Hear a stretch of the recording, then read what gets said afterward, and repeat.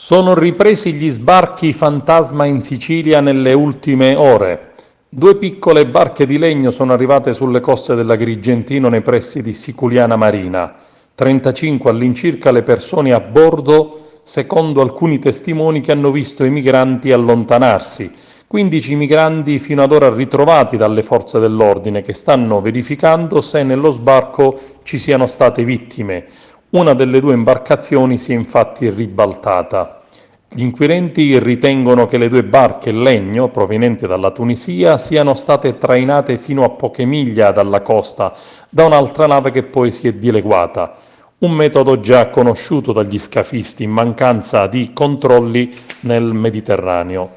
Un altro barco di migranti è avvenuto poche ore lontano dalla Sicilia, in Basilicata. 55 pakistani, tra cui 11 minorenni, sono approdati in provincia di Matera. Sono arrivati con una barca a vela di 18 metri nei pressi dell'oasi del WWF, forse e probabilmente partiti dalla Turchia. Giunti sulla costa sono stati trasferiti per le operazioni di identificazione, sono in prevalenza giovani ed in buona salute, sono poi stati trasferiti in un centro di accoglienza.